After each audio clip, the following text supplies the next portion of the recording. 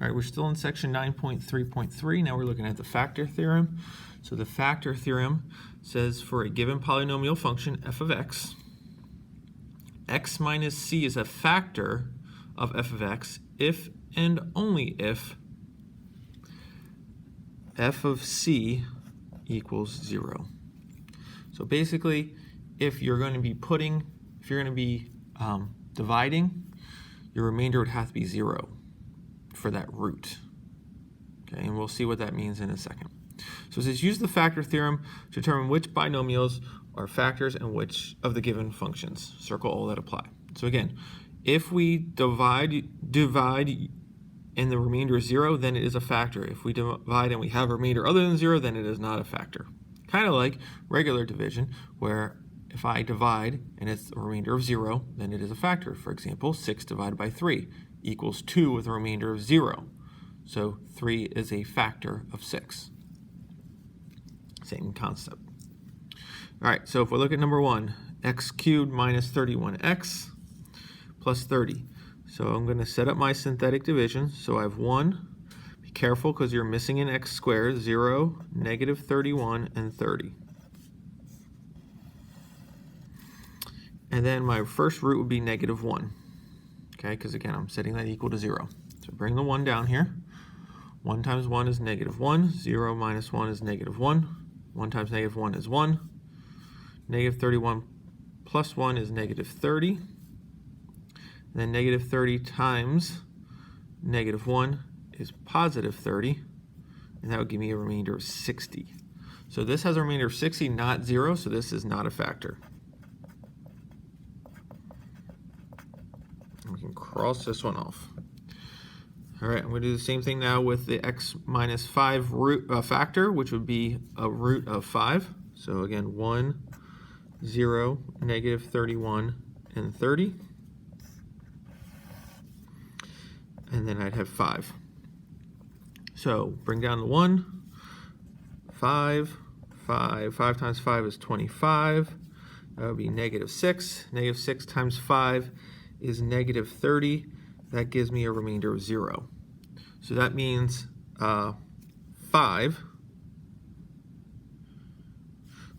x minus 5 is a factor.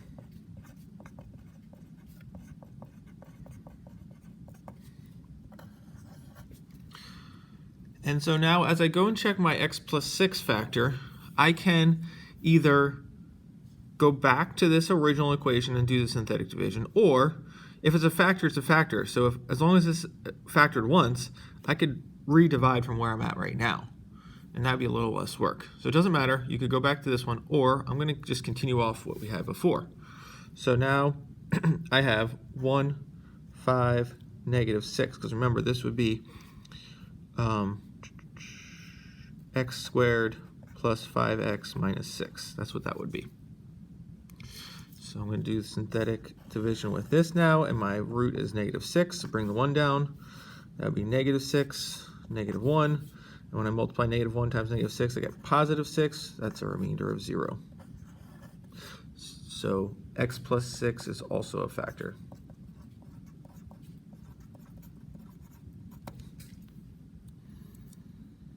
All right, let's check out one more example here.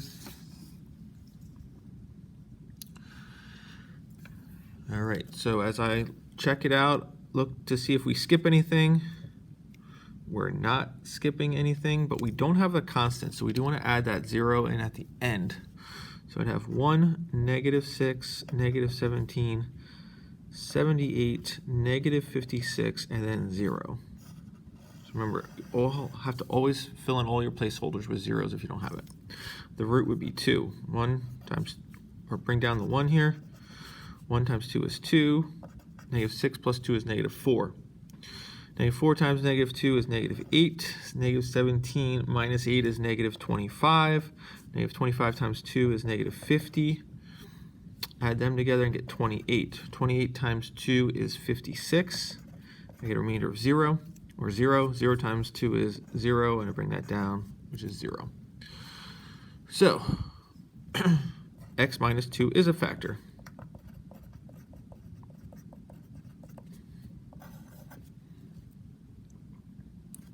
As I continue on, again, I'm going to go back to this original one, or I'm just going to build off what I had here, because now what I'd have left would have been x to the fourth minus 4x cubed minus 25x squared plus 28x. Okay, that's what I would have left. And so as I do synthetic division with that, -1 or 1, -4, -25, 28, and 0. My root is -7. Bring the 1 down. 1 times -7 is -7. -4 times -7 is -11. -11 times -7 is 77. -25 plus 77 is 52. 52 times -7 is -364. And when I subtract those, I get -336. And when I multiply -336 times -7, oops, I get 2,352. So that would be my remainder, so not a factor. X plus 7 is not a factor. All right, X that out. So I'll do one more. We'll have one more option left. So the root would be -4. See if I have enough space here. And again, it would be negative, where it's 1, -4, -25, 28, and 0. Bring down the 1. That would be -4. So -8. -8 times -4 is 32. When I add these, I get 7. 7 times -4 is -28, which is 0. 0 times -4 is 0. My remainder is 0 there. So x plus 4 is a factor.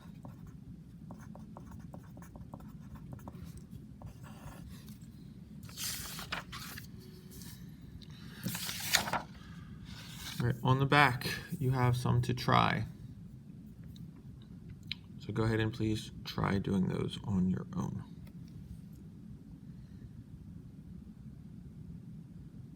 On the back, it's just saying, is this... Ooh, okay, hold on. Ooh, back the truck up. Beep, beep, beep. All right, so now it says, use the factor theorem and the given binomial to completely factor the polynomial function. Then give the zeros.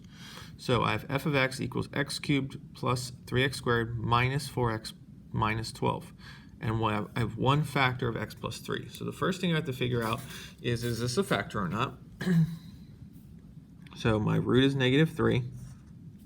I have 1, 3, -4. And again, make sure I'm not skipping anything. I'm not. -12. Bring the 1 down. 1 times -3 is -3. 3 minus 3 is 0. 0 times -3 is 0. -4. And -4 times -3 is 12 with a remainder of 0. So I know x plus 3 is a factor.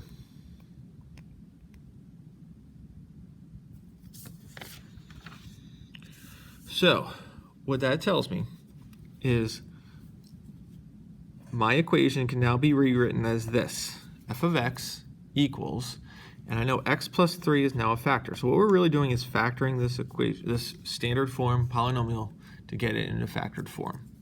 So this would give me x plus 3. And then when I do synthetic division, I would just left with this, which is x squared minus 4. And then what we should be able to do is then factor the rest of this. And if you notice that what we have left is we have a difference of squares left over. So I have f of x equals x plus 3, and then difference of squares here would be x plus 2, x minus 2. And so therefore, this is now fully factored form. This and this are equivalent. This is the standard form, this is the factored form. So I know my roots now are -3, -2, and 2. Now let's do one more. So again, I'm dividing by the root, which is 5, 1, -2, -19, and 20.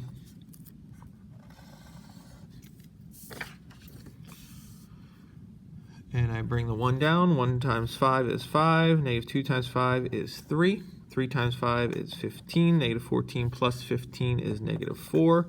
-4 times 5 is -20. And when I add them, I get 0. So I know that x minus 5 is definitely a factor. So what I'm going to do is write it as f of x equals x minus 5.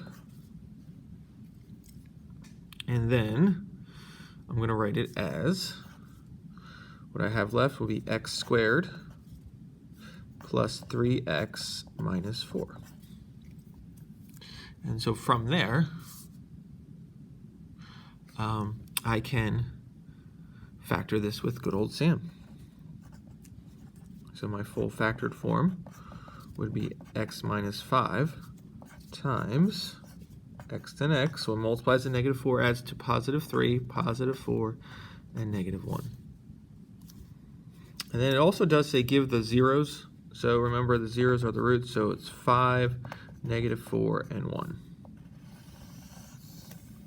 And I did state the roots verbally here, but I didn't write them down, so my roots for this one were -3, -2, and 2.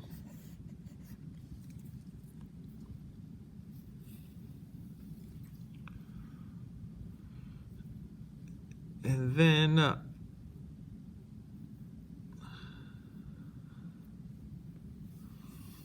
we'll do one more. We'll do number 5.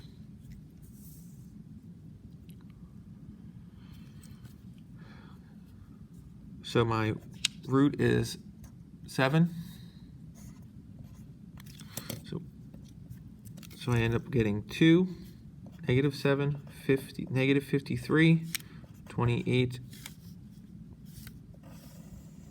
Bring that to 2. 2 times 7 is 14. -7 plus 14 is 7. 7 times 7 is 49. -53 plus 49 is -4. And -4 times 7 is -28. So then I'd have f of x equals x minus 7 as one factor. And I'd be left with 2x squared plus 7x minus 4. Now I'm looking to factor this. So remember, all of your factoring rules from before. You look for a GCF first. We don't have a GCF. I have 3 terms, and then there's a number greater than 1 in front of that x squared. So guess what? We're going to do slide divide bottoms up. So I'm going to do it down here. If I slide that over, I get x squared plus 7x minus 8. Multiplies the -8, adds to 7, would be +8 and -1. And then I divide by what I slid over, which is 2. So this would fully factor to f of x equals x minus 7. And then I divide that, x plus 4, bottoms up, 2x minus 1. So again, don't forget all your fully factor, all your factoring tricks. Whether it's GCF, always look for GCF, SAM, slide divide bottoms up, difference of squares. And then my roots would be x equals 7, -4, and then here I'd have to add 1 and then divide by 2, so +1/2. All right, go ahead and try doing 6 and 7 on your own.